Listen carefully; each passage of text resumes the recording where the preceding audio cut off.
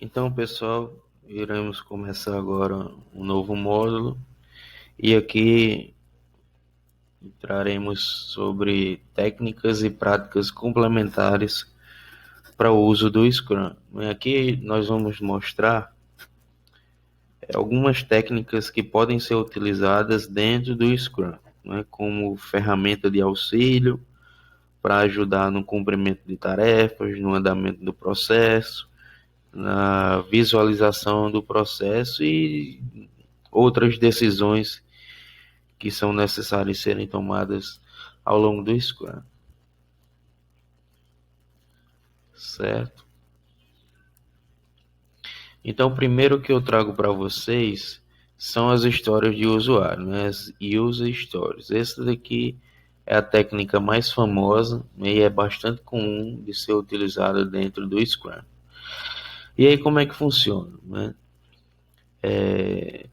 O produto backlog, nós vimos do que se trata, que é uma listagem de requisitos, onde existe uma priorização associada, certo? Mas não somente requisitos. Também podemos ter requisitos divididos em funcionais e não funcionais, alguns possíveis bugs, algum tipo de pesquisa e alguma informação sobre arquitetura, Então, o produto backlog é um documento mais completo e é feito de forma que o Scrum entende como essencial para a sua execução, certo? Então, o produto backlog ele pode ser transformado em outros tipos de documento, em outros tipos de modelagem. Por exemplo, os mais conhecidos, como os casos de uso. Podemos ter também descrições textuais simples, certo? Mas também podemos ter histórias de usuário, certo? E aí, como elas são? Do que consiste essas histórias de usuário? Primeiro que é uma técnica usada para descrever os requisitos ou funcionalidades do produto de maneira simples, objetiva, eficaz e eficiente. Certo? É uma forma simples, pode até ser anotada num post-it, e aí ela vai descrever sobre uma determinada funcionalidade ou um determinado requisito do produto. Então, é uma descrição simples, pequena, da funcionalidade que o cliente pretende ver desenvolvida. Então, a gente pode chamar de um cartão, um post-it, que vai ter um título e vai precisar ter essas três informações: o ator, a ação e o objetivo. Então, a forma como o ator vai realizar essa funcionalidade é o proprietário da história do usuário. Então, é o usuário ou a parte interessada nessa funcionalidade. É alguém que vai realizar alguma operação, alguma ação. E a ação é justamente o que o ator quer fazer.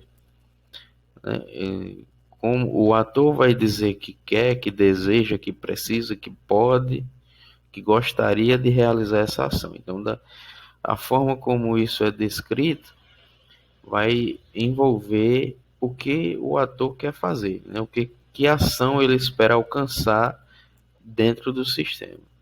E aí ele vai realizar essa ação para atingir um objetivo. Então é o que o ator espera que aconteça após realizar a ação. Também pode ser visto como uma justificativa para essa ação.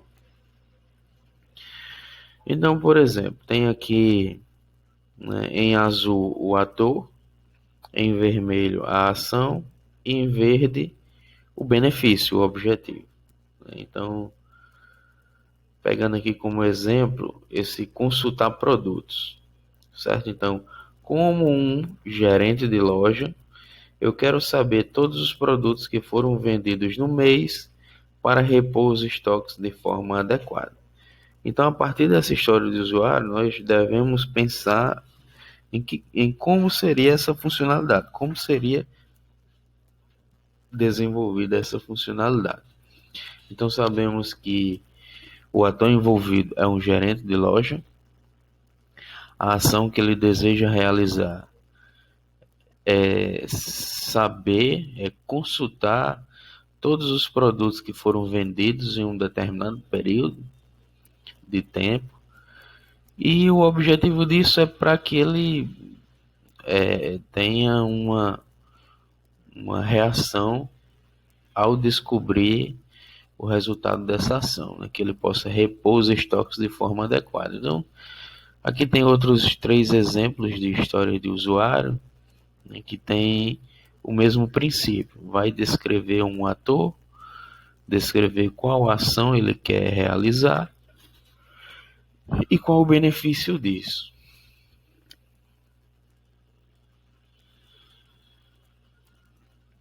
Então, sobre o nível de detalhe de cada história de usuário.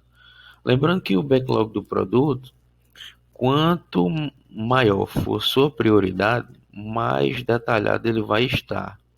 O item do backlog do produto vai estar detalhado.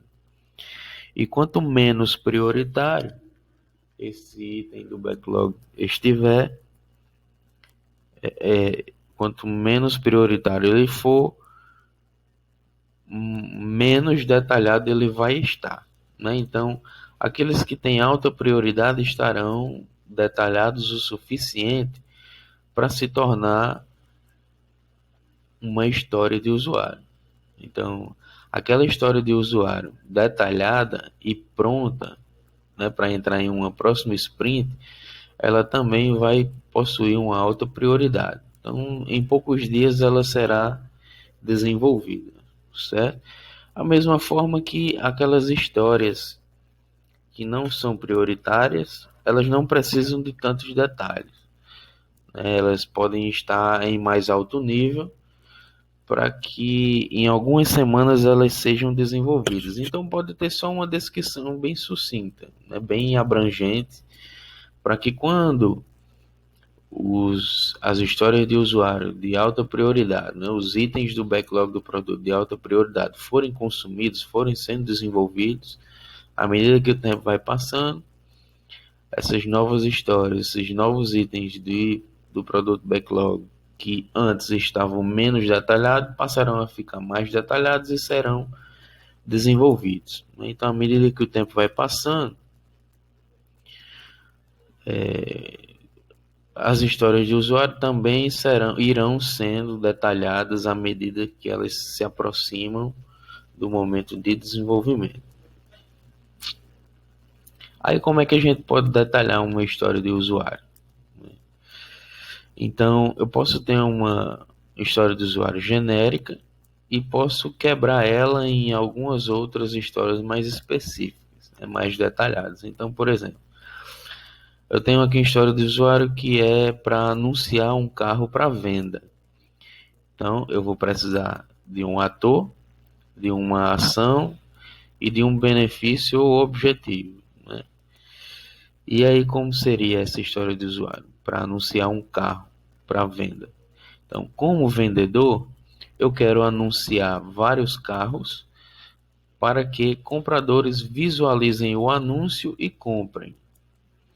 Então, logo de cara, eu já vejo aqui duas coisas que já podem acontecer. Os compradores, eles vão visualizar um anúncio e também vão comprar. Então, aqui a gente já percebe que são duas coisas diferentes e duas coisas que o comprador vai precisar realizar. Então, logo de cara, a gente já identifica aqui que pode ser que essa história seja dividida em duas, né? Então, vamos ver como é que o exemplo dividiu essa história. Primeiro, ele dividiu em cadastrar o carro, né? Adicionar fotos para carros e informar condições de venda. Então, veja, como vendedor, eu quero cadastrar carros para venda, informando suas características para que compradores se interessem pelo carro. Então, eu dividi essa história em uma primeira parte de cadastrar o carro primeiro. Então, eu vou cadastrar suas características para um possível interesse de alguém, né, que esteja pensando em comprar o carro, esteja interessado em comprar algum carro.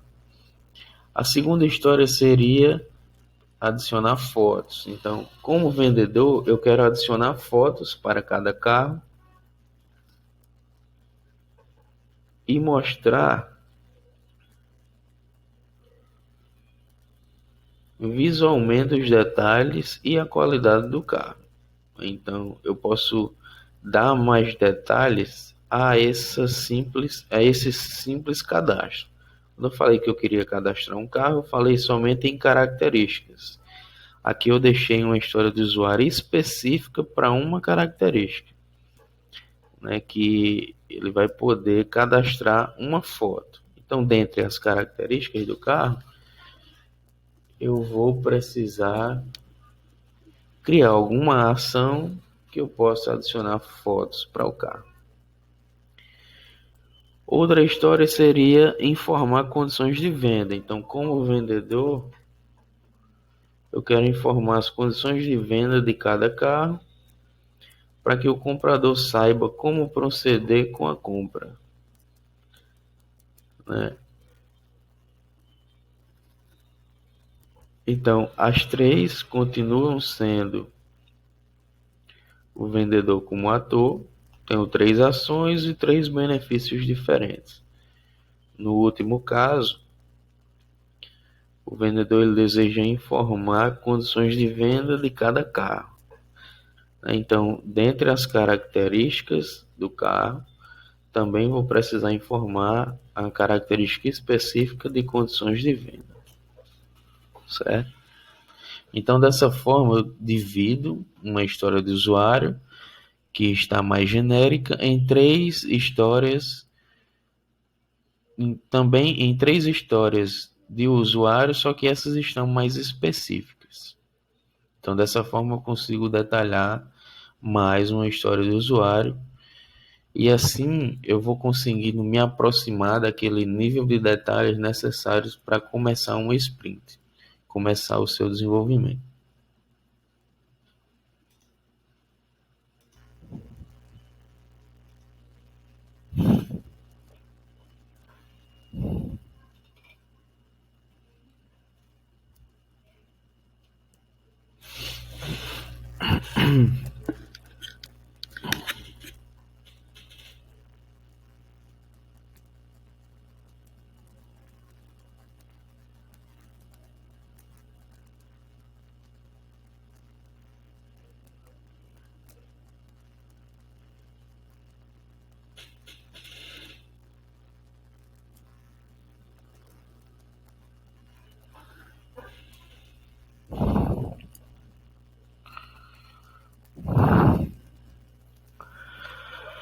Então, continuando sobre detalhamento da uma história de usuário, essa história ela precisa ser uma pequena descrição que vai ser utilizada como um lembrete, né, utilizada para atividades de planejamento, né? Então, por exemplo, né, tem outro exemplo aqui de uma história do usuário que seria cancelar uma reserva. Eu, como um cliente, eu quero ter permissão para cancelar uma reserva já realizada, para que eu não pague taxas de no-show e libere o quarto para outros hóspedes. Então, e os detalhes de funcionamento, onde ficam? Eu posso cancelar a qualquer momento? Quantos dias de antecedência? Paga alguma taxa para realizar o cancelamento? As regras são as mesmas para todos os clientes ou o cliente com cartão fidelidade tem algum benefício adicional? Então, dessa forma, a gente começa a testar possíveis situações para essa história de usuário. A gente começa a testar o que talvez esteja faltando, o que a gente pode pensar para poder aceitar essa como uma história de usuário, né? Então a gente pode fazer esses tipos de teste de aceitação também enquanto história de usuário. Aí o teste de aceitação ele vai ter a finalidade de confirmar que o sistema funciona de acordo com a expectativa do cliente. É uma condição de teste que deve ser verdadeira após a história de usuário estar concluída. E aí, para cada história, a gente deve associar um conjunto de testes de aceitação que deve ser definido ou pelo cliente ou pelo PO, né, antes da construção da história de usuário. Aí, o objetivo desses testes é justamente indicar que o cliente definiu como sendo necessários para o sistema passar de modo que a história possa ser dada como concluída. Então, nada mais é do que atestar que aquela necessidade de fato está abrangindo todas as possíveis situações esperadas. Né? Então, os testes de aceitação eles deixam claro para todos qual a expectativa do cliente, né, em relação ao requisito, em relação àquela história do usuário. Então, outro teste de aceitação, né, para cancelar a reserva. Pode ser na frente do post-it e atrás seria o teste. Né? Então, o teste de aceitação seria verificar que um cancelamento pode ser feito até 24 horas antes da data reservada, verificar que os usuários com cartão fidelidade não pagam taxas de cancelamento e verificar que usuários sem fidelidade pagam 10% do valor total da reserva. Então, é uma forma da gente cobrir possíveis situações que possam acontecer, né, e que todas elas sejam atendidas dentro do contexto. Né? É justamente todas as situações levantadas sobre a expectativa do cliente sobre aquela determinada história do usuário. E aí, se a gente perceber que a história do usuário é grande demais, inclui muita coisa, então ela tem que ser quebrada em histórias menores. E aí depois fazer os testes de aceitação para cada nova história que surja a partir dessa história maior.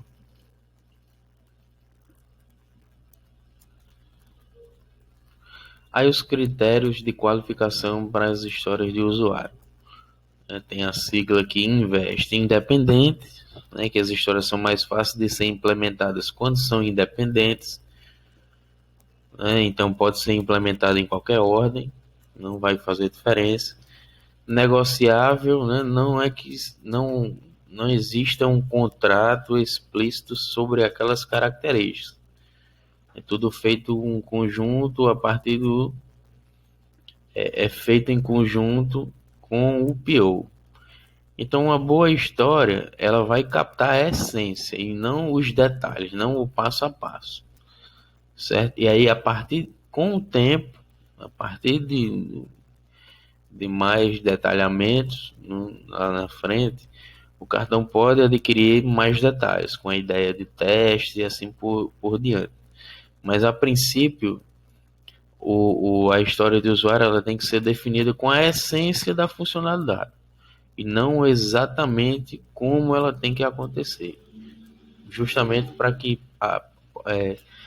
esteja aberta a possíveis mudanças, seja negociável mudar alguma coisa ali daquela história do usuário. Tem que ser valiosa. A história do usuário precisa ter um valor para o cliente. Se não tiver valor, então ela não deve ser implementada. Se for percebido na história do usuário que não tem valor nenhum, ela não deve ser implementada. É aquela história da priorização dos itens do backlog. Se não tem valor, então não vai ser priorizado. E se não é priorizado, não deve ser implementado. Estimável, né? Uma boa história deve possibilitar uma estimativa. Então a gente não precisa ser exato, né? Nem sempre vai conseguir estimar exatamente o período, o custo para aquela história se transformar numa funcionalidade, mas que seja que possa ser estimada o suficiente para que a gente possa planejar, para que a gente possa ordenar, construir né, e planejar o sprint, o projeto como um todo. Né? Tem que ser pequena, né, porque boa história tende a ser pequena e tem que ser implementada no máximo um sprint. A história tem que ser construída para que ela seja implementada em no máximo uma sprint. E testável, né, como já foi mostrado, que ela seja possível de ser testada. Então, após criar a história, né, alguém tem que checar se o resultado obtido está de acordo com o que foi definido na história. Beleza? Então, com isso, a gente encerra a história do usuário e passa agora para pontos de complexidade. Então, pontos de complexidade, pontos de história, estimativa de complexidade, né, é uma unidade de medida para expressar o tamanho total de uma história do usuário, né, ou um outro recurso ou uma outra parte do trabalho. Né? Se não usar a história do usuário, usar outra técnica, né, vai ser uma estimativa para tentar se aproximar qual o valor daquele trabalho, né, quanto custa aquele trabalho. Né? E aí, vamos considerar que está usando a história do usuário, e quando a gente estima usando pontos de complexidade, nós estabelecemos um valor para cada item. A gente escolhe um valor para uma história de usuário. Então, assim, o valor em si não é importante. O que importa é um em relação ao outro. O valor de uma história, de um ponto, com relação a outro. E aí, o principal objetivo disso é que a gente possa medir o volume do software que a gente está produzindo. E com a ideia de volume do software, a gente consegue medir a produtividade e outros indicadores de qualidade.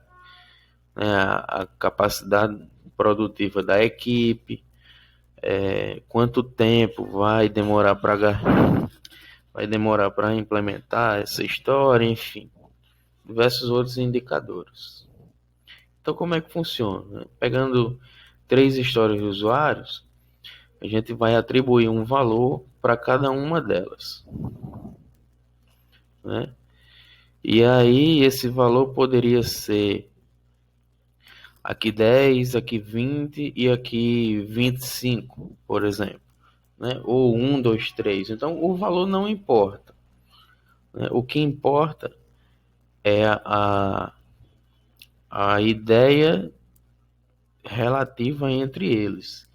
Então, se eu definir que quanto maior o valor, mais complexo vai ser, então pode ser que seja mais interessante implementar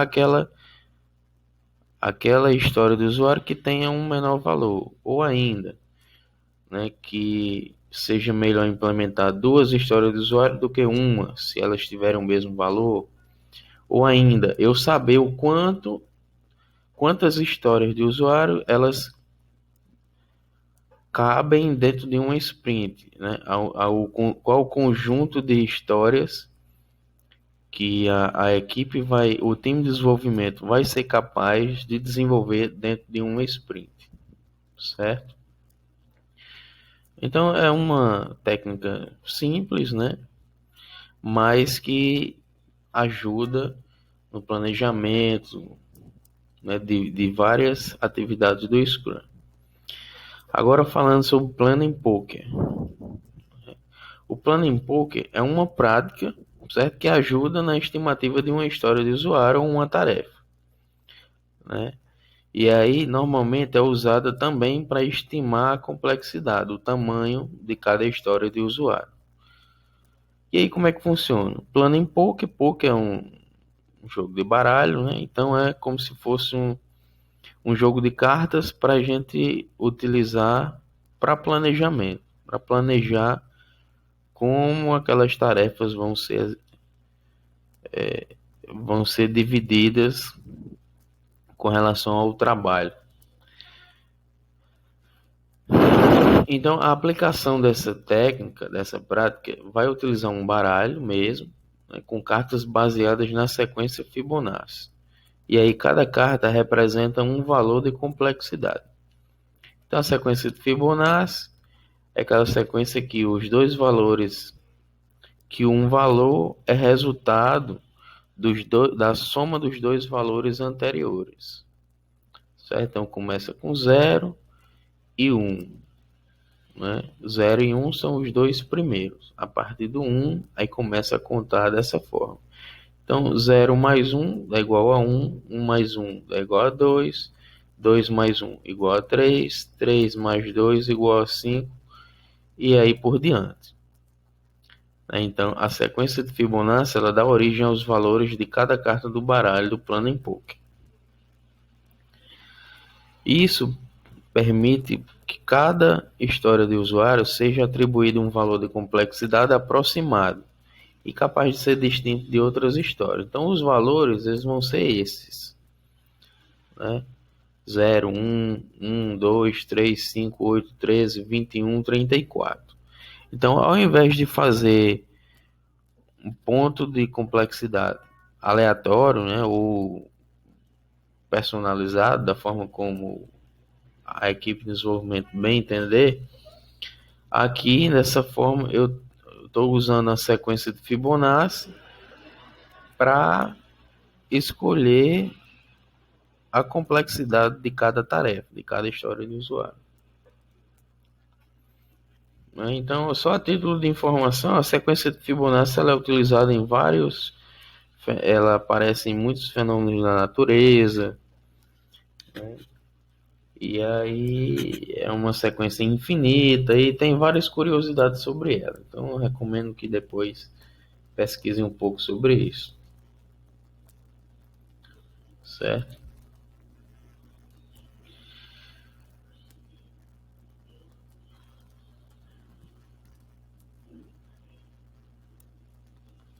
Então a sequência vai funcionar assim. Quando a gente utiliza essa técnica, usamos um baralho, são formadas por números da sequência de Fibonacci. Cada time customiza o baralho de acordo com suas preferências, mas normalmente utilizam-se 10 cartas, certo? E aí o baralho é utilizado baseado nessa sequência. Então pega um baralho e coloca um número aí na frente, alguma coisa assim, improvisa essa sequência Fibonacci, certo? Então aqui, desconsiderem o 40 e o 100 como parte dessa sequência Fibonacci, certo? Aqui deveria ser 34, 34 mais 21 vai formar o 55, né, e assim por diante. Então esse 40 e 100 aqui, eles estão errados nesse material. Então, por exemplo, né, considerando a relação entre duas cartas diferentes, quando a gente diz que um item tem complexidade de 5 e outro tem de 34, a diferença entre eles é muito grande, certo? E aí a chance do time errar muito a estimativa de um item que está muito grande é muito alta. E aí a carta com ponto de interrogação ela é usada para informar que não temos ideia sobre a complexidade do item, certo? Então como é que funciona? Geralmente o planning poker acontece durante as sessões de grooming do produto backlog, né? Ou no final da primeira reunião de planejamento da sprint. O time seleciona uma das histórias que considera como de complexidade 2. Aí o planning poker baseia-se na estimativa por comparação. Se essa história tem complexidade 2, quanta essa outra tem? Então, se a gente considerar 5 histórias e escolheu essa C como complexidade 2, então qual valor as outras histórias possuem, considerando que essa possui a complexidade 2? E aí o próprio time de desenvolvimento vai distribuir as cartas e escolher, né, um valor aproximado de custo para as outras histórias. Né? Então como é que funciona? ele pode ser realizado após a discussão dos itens do backlog do produto entre o PO e o time de desenvolvimento. O time seleciona a história complexidade 2, né, que vai servir para comparação. Aí o PO vai perguntar, para essa história, qual é a estimativa? Né? Aí cada um vai escolher a complexidade da história, mas não revela ainda. Cada um vai escolher uma carta, certo? Então todo mundo pode dar a nota que quiser. Aliás, todos possuem todas as cartas para votar, certo? E aí cada um pensa na sua nota, só que não é revelada ainda. Então, quando é dado o sinal, todos revelam as cartas ao mesmo tempo. Essa aqui deu nota 3, essa 13, esses dois 5. O próximo passo é quando há divergências, quem colocou os maiores e os menores valores vão explicar seus motivos. Então, teve os dois que colocaram o valor 5, aí teve um que deu menos, o outro mais. Então, vão explicar e aí vai chegar num consenso para que cada um escolha um novo valor, né? E, enfim, vai depender da discussão. E aí até todo mundo se chegar num consenso, né? Vai fazer o jogo de novo, né? E cada um escolhe o seu valor e depois todo mundo vota de novo, né? Mostra de novo o valor concebido. E aí se todo mundo chegar num consenso, aí se tem o valor de complexidade daquela história. Se não, vai ficar repetindo isso até se chegar no consenso. Beleza? Esse é o jogo do Planning Poker para planejar, para discutir sobre a complexidade de tarefas ou história do usuário. Agora vamos falar sobre velocidade do time. Então, o que é a velocidade do time? A velocidade é o total de trabalho que o time consegue produzir a cada sprint. É o total de 100% dos pontos, de acordo com a definição de pronto. Então, lembrando que a gente tem o produto backlog, a gente tem o sprint backlog, e no final vai ter os incrementos, né? Os incrementos para formar o produto de software, certo? Então, considerando que existem as histórias de usuário, e aí teve uma de 8 pontos, outra de 13, outra de 5 e outra de 2 pontos naquela sprint, certo? Então, somando tudo aqui, 8 mais 2, 10, 15, 28. Né? Foi planejado que a equipe teria uma carga de trabalho aqui de 28 pontos. Só que conseguiram fazer a de 8, a de 13 e a de 5, e a de 2 não. Como a de 2 não foi concluída, então essa história vai voltar para o backlog do produto, né? No final da sprint, mas essas três elas vão ser adicionadas como incremento. E aí somando essas três, vai dar 8 mais 13, 21, mais 5, 26. Então essa foi a velocidade do time, né, que foi igual a 26 pontos. Certo? Então, o que é que isso significa? Que naquela sprint, a equipe produziu, teve a capacidade de produção, teve a velocidade de atingir o desenvolvimento de histórias de usuários no equivalente a 26 pontos. Então, se pensar nisso como uma sequência de sprints, cada sprint vai ter um total de pontos, né, baseado naquelas técnicas de construir história do usuário, fazer as estimativas de pontos. Então, as histórias vão ter pontos associados. A cada sprint vão ter histórias concluídas, transformadas em incrementos e assim por diante. Então, Cada sprint vai ter ali a sua quantidade de pontos. Não necessariamente precisa ser igual, certo? Então, a velocidade vai ser uma média de pontos entregues em cada sprint. Então, se eu considerar aqui até o final da quarta sprint, a velocidade do time era 36 pontos. Eu peguei todos os pontos aqui de cada sprint e dividi por 4. Uma média aritmética. Se eu considerar um trecho maior, considerando até o sprint 7, a velocidade já aumentou, porque ao longo do tempo o time foi começando a se aprimorar na execução das tarefas e começou a aumentar a sua capacidade produtiva e aumentou a média. Então a velocidade ela vai me dar uma média de quanto aquele time é capaz de consumir o produto backlog e transformar aquela parte escolhida no sprint backlog em incremento. Então a velocidade vai ser a média de pontos entregue a cada sprint.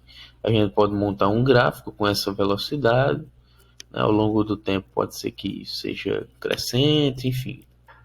De qualquer forma, não importa o gráfico, mas vai mostrar qual a velocidade daquele time. E aí vai ter uma média, né? Uma média que vai servir como base para planejar a próxima sprint. A gente já vai saber que, nesse caso aqui, a equipe vai ter que pegar um conjunto de histórias de usuários que a soma delas dê 34. Aproximadamente isso. E aí a equipe vai saber que tem condições de desenvolver esse total aqui. Se colocar, por exemplo, 70, aí foge muito da média da velocidade. Então, naturalmente, esse conjunto de 70 pontos, ele não vai ser consumido como um todo. E aí vai trazer toda uma série de problemas para o projeto, certo? Então, a ideia de se descobrir a velocidade do time é justamente para planejar melhor a capacidade produtiva do time ao longo das sprints.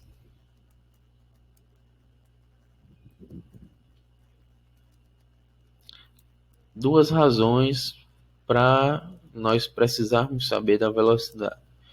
Primeiro, um planejamento de entrega, saber quanto nós conseguimos produzir a cada sprint nos permite fazer previsões sobre quanto a gente pode entregar no futuro. E também serve para melhoria contínua, porque nós podemos medir o volume de entregas em um determinado momento e se depois esse volume aumentou, então significa que nós estamos melhorando. Se esse volume diminuir, significa que estamos piorando e precisamos fazer alguma coisa para melhorar isso. Então é uma forma de medir a produção da equipe e aí identificar se está melhorando ou não.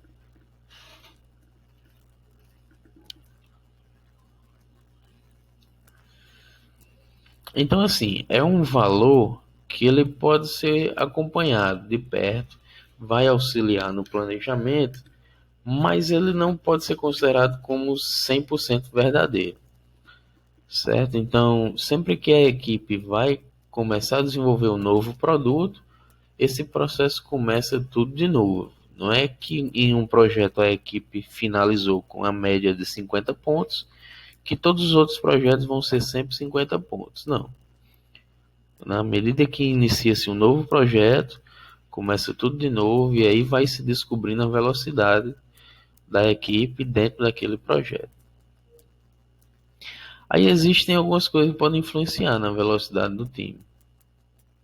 Então, para que esse número tenha uma certa confiança, precisa-se de tempo, né? E aí precisa-se analisar ao longo de algumas sprints iniciais para poder começar a usar de fato essa velocidade. Então, não significa que atingir um valor na primeira sprint e esse valor vai ser usado para sempre.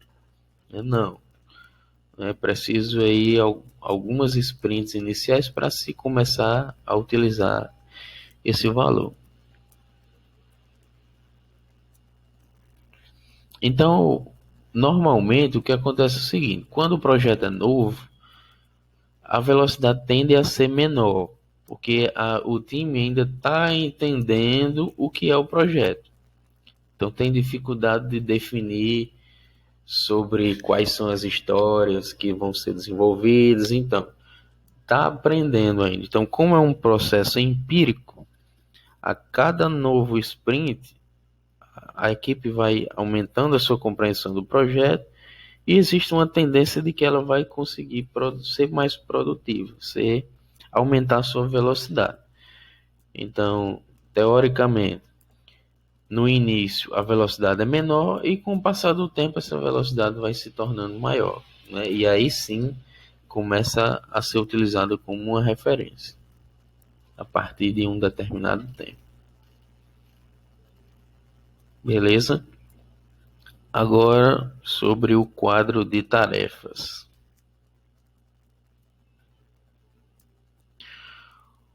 Existe o quadro Scrum e o Kanban, certo?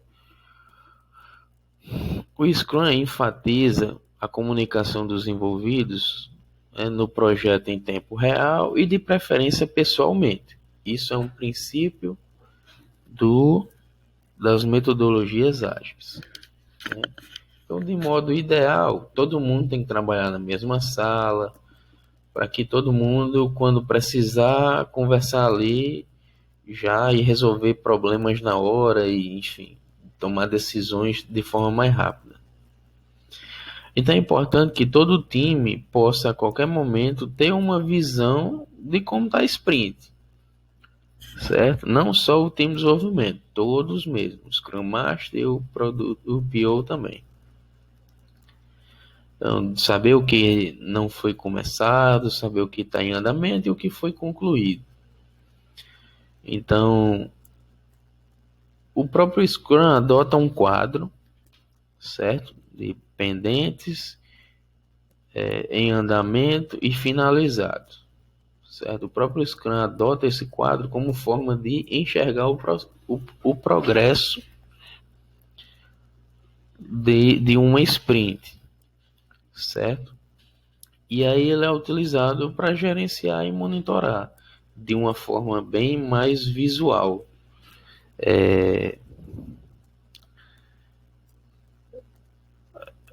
Uma forma visual como está o processo, certo? E aí,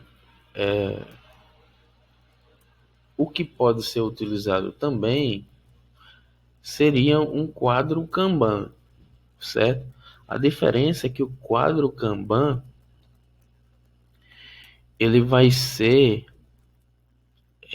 ter muito mais recursos do que o quadro puro e simples Scrum, certo? Então, quando a gente adota o Kanban dentro do Scrum, essa técnica permite visualizar mais coisas em torno do processo. Então, se optarmos por um simples quadro de 3 colunas pendentes em andamento e concluído, nós estamos usando o quadro Scrum. Quando tem outros recursos mais elaborados, mais específicos, nós estamos usando o quadro Kanban, certo? A diferença básica é essa, é que o Kanban ele traz mais recursos, mas não necessariamente vai fazer parte do Scrum. O Kanban é uma coisa à parte. Agora, o quadro de tarefas é uma técnica que o Scrum adota. Então, vai ter o quadro, vai ter os itens, né? Esses itens vão ser transformados em histórias de usuários, e aí é aquela coisa, né? Eles vão se movendo da esquerda para a direita, da coluna pendente, vai passar pela coluna em andamento até que seja concluído. Quando for concluído, aquela história do usuário vai estar na coluna pronto. Então a ideia é que no início de uma sprint vai estar todos as histórias de usuário, né? Todos os itens vão estar pendentes e no final da sprint todos deverão estar na coluna pronta. Então esse é um quadro simples do Scrum, né? O quadro Kanban, vocês podem pesquisar mais sobre ele, mas ele traz uma série de outros recursos a mais caso seja adotado dentro do Scrum. Aí se tornaria o chamado Scrum Ban, certo? Mas a priori, quando é um quadro mais simples como esse, então é o quadro normal que é utilizado no Scrum. Não significa que seja o Kanban, né? Apesar de ser originado a partir da ideia do Kanban.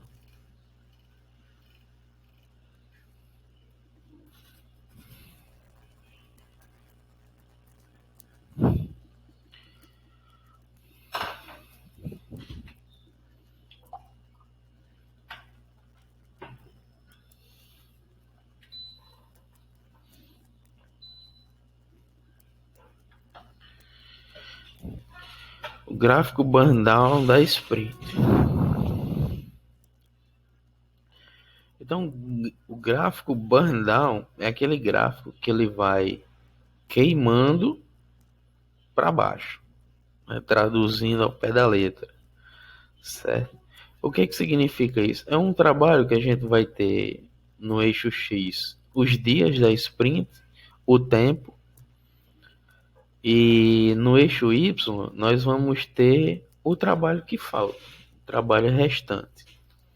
Então, no primeiro dia, no dia 0, vai ter 100% do trabalho, se for em porcentagem, ou uma quantidade de tarefas, que aqui considerou 80.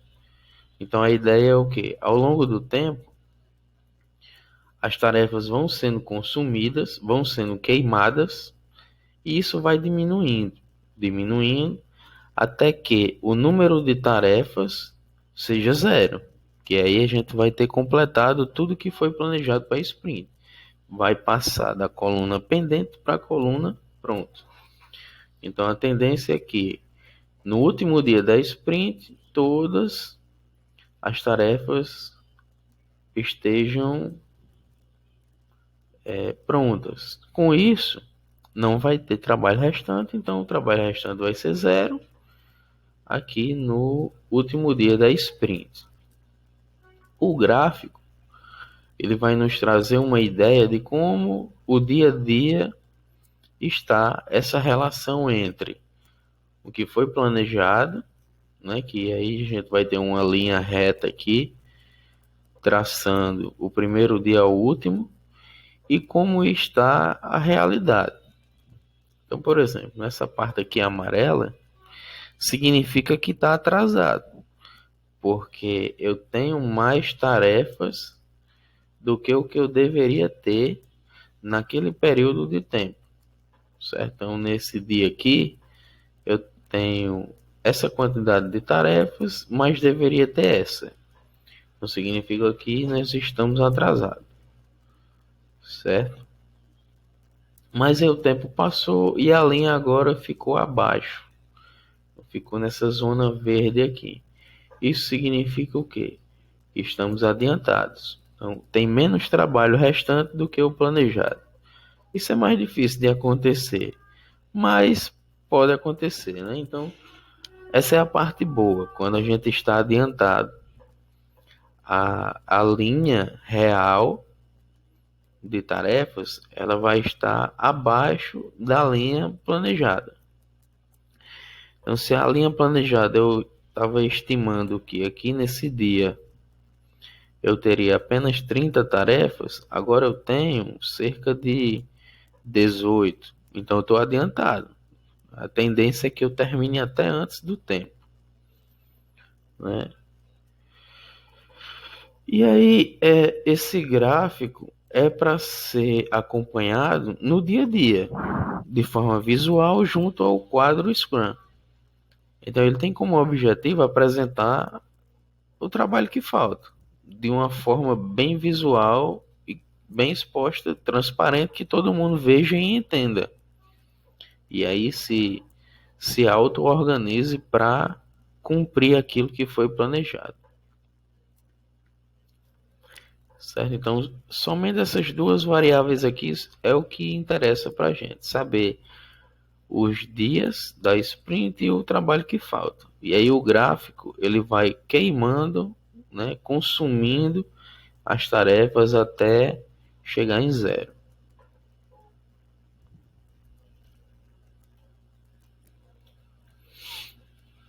Aí como se monta um gráfico desse?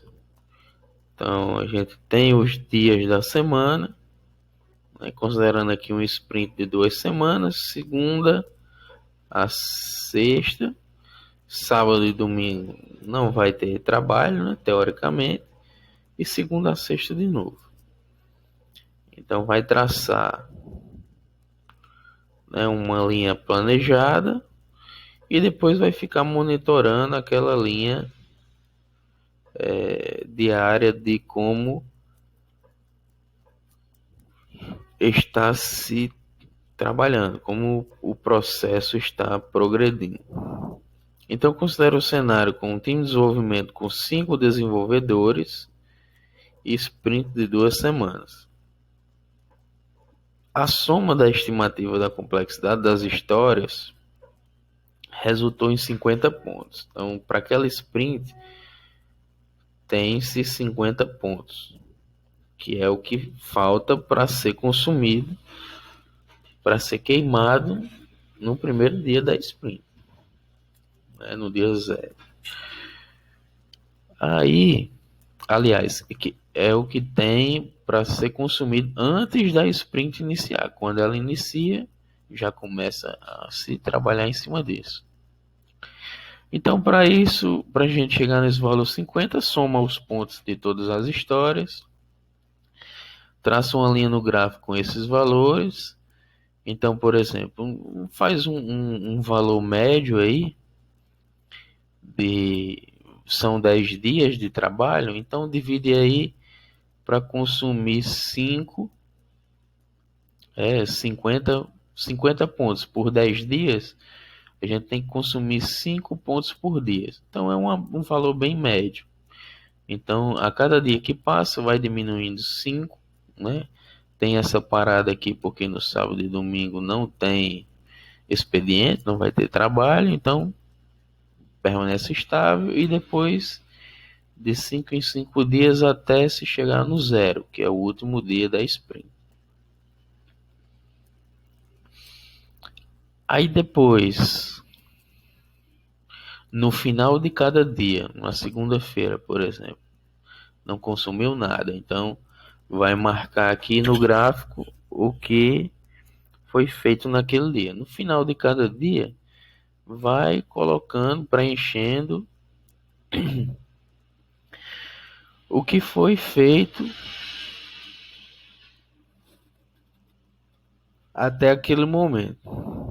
E aí assim a gente vai sendo possível comparar o trabalho estimado com o trabalho real e saber se está atrasado ou se está adiantado. Então aqui tem um exemplo, né, num quadro branco, né, com o valor azul que é o planejado, certo? E o vermelho com o cenário real.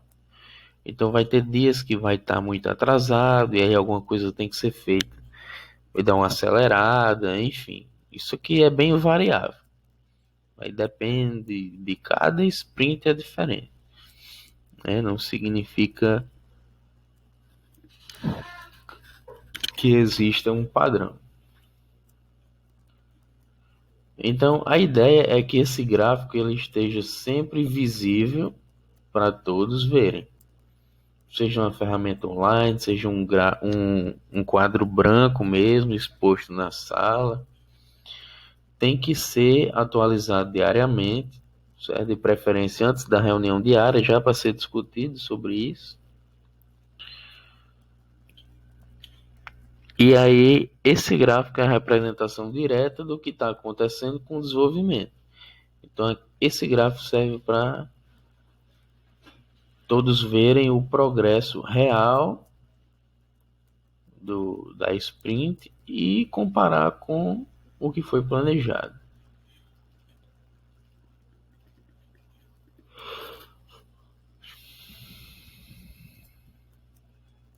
Aí existem alguns significados. A gente pode analisar gráficos e tomar decisões a partir disso. Então, por exemplo, no gráfico 1, a gente tem o planejado em azul e o real está sempre atrasado. Sempre atrasou até o 15º, até a metade, mais da metade está atrasado, sempre esteve atrasado. Então o que a gente pode fazer? Conversar com o PO para retirar itens da sprint, porque nunca conseguiu pelo menos se equiparar ao planejado. Então pode ser que a capacidade da equipe foi superestimada, ou os itens escolhidos para sprint backlog foram subestimados, né? Ou pensava-se que a equipe ia produzir mais do que o que realmente produziu, ou pensava que os itens eram menos complexos do que o que realmente foram.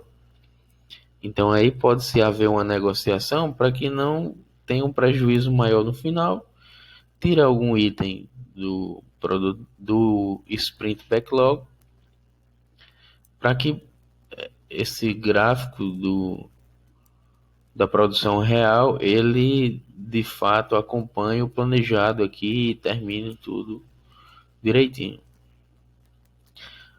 No gráfico 2, a produção real, né, esteve quase sempre ou equiparada ou até mesmo adiantada, antecipada com relação ao planejamento, e está com estimativa até de terminar antes. Então tem uma janela de tempo muito grande ainda para finalizar a sprint.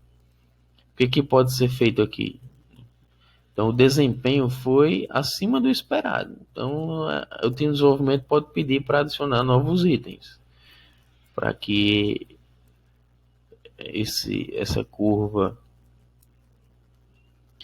esse gráfico do desempenho real, ele se equipare pelo menos ao planejado. Então a equipe está desempenhando uma performance melhor do que o planejado. Então pede-se mais itens para adicionar na sprint. E no terceiro, vê que é mais ou menos quase a mesma coisa. Uma hora está mais atrasado, outra hora está um pouquinho adiantado, mas sempre fica muito próximo do planejado. Então aqui está tudo ok, tá dentro do esperado. Então são 3 tipos de gráfico do burn down de uma sprint, e aí são 3 interpretações que vão nos levar a 3 decisões diferentes que podem ser tomadas dentro da sprint. Beleza?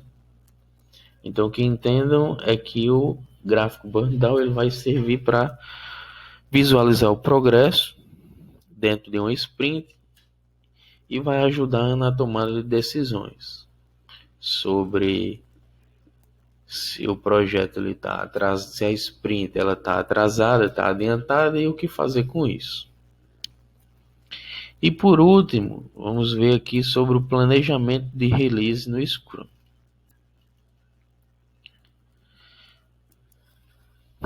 Primeiro, uma comparação entre metodologia tradicional e metodologia ágil. Metodologia tradicional Quando a gente tem uma abordagem dirigida a planos, ela vai criar uma estimativa baseada em custo e prazo, certo? Então aqui primeiro a gente vai fazer um prazo estimado associado a uma qualidade, associado a um custo. À medida que tudo isso vai sendo determinado, a gente começa a produzir as funcionalidades com um escopo fixo, certo? Então a gente estima um prazo, estima um custo, tem uma qualidade que ela vai se aprimorando ao longo do tempo, à medida que vai subindo aqui a pirâmide, e somente depois é que a gente cria, depois de pensar em tudo, a gente cria um escopo fixo de funcionalidades. Então essa seria uma abordagem tradicional. A abordagem ágil, essa pirâmide é invertida, porque primeiro nós estimamos um escopo, certo, de funcionalidades, aí logo em seguida essa qualidade ela já é alta no início do desenvolvimento. E a partir disso, o custo e o prazo são fixos. A gente não tem as sprints, os pontos de complexidade são determinados, então tanto o custo como o prazo são fixos. O que vai mudar vai ser o escopo e a qualidade ao longo do tempo.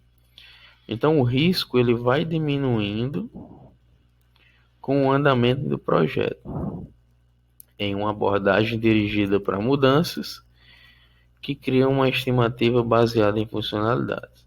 Aqui na abordagem tradicional, vai estar sujeito a riscos de custo, prazo e qualidade. Certo? Então essa é a diferença entre essas pirâmides, sobre essa perspectiva.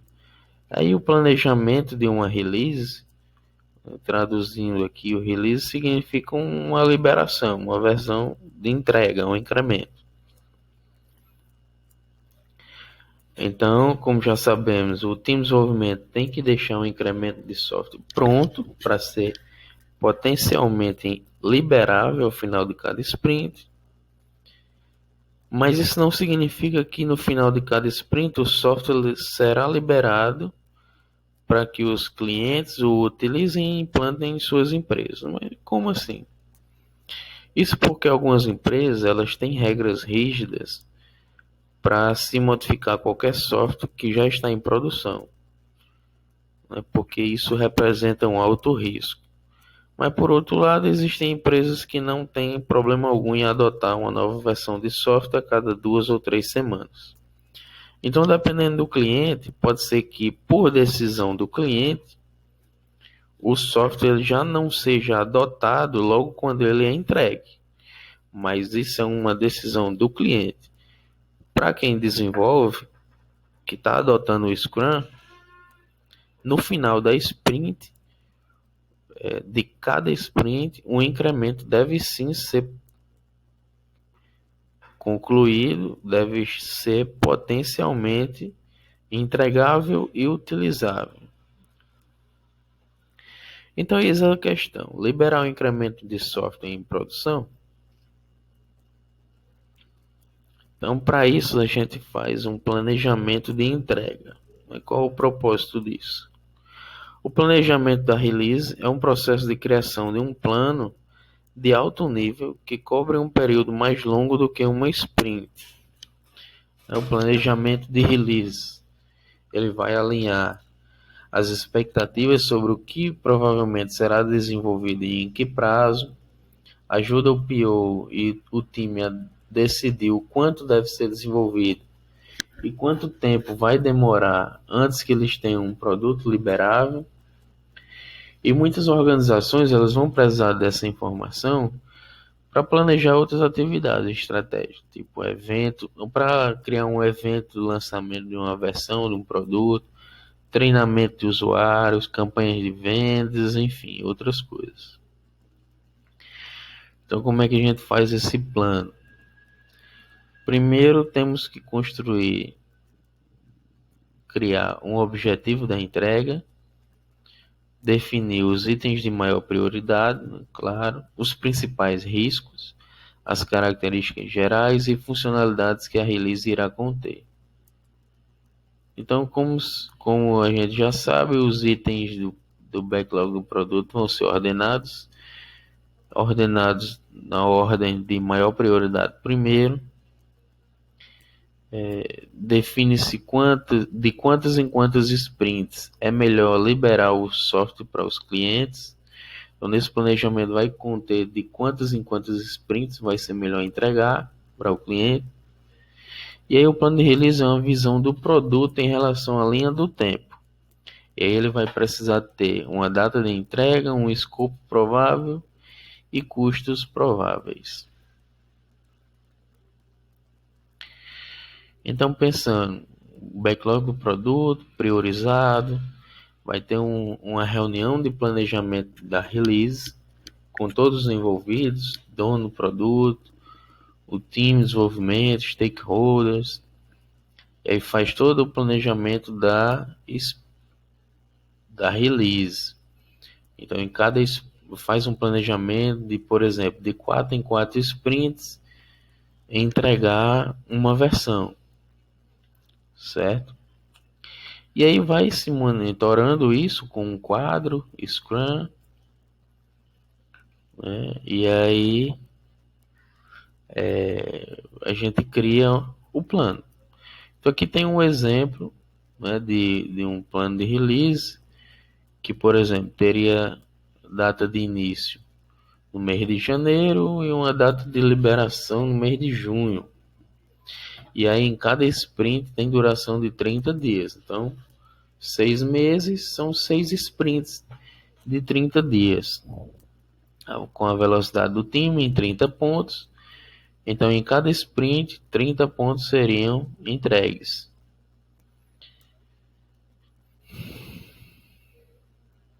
E aí, enfim, teriam que funcionalidades teriam aqui, enfim. Certo? Aí, associado a isso, também teríamos um gráfico burn down da release, que é diferente da sprint.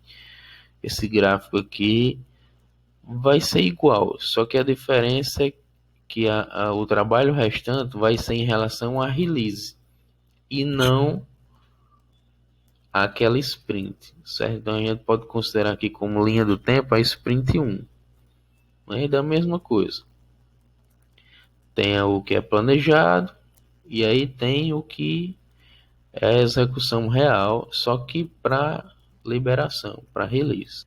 Beleza? Então com isso encerramos esta aula.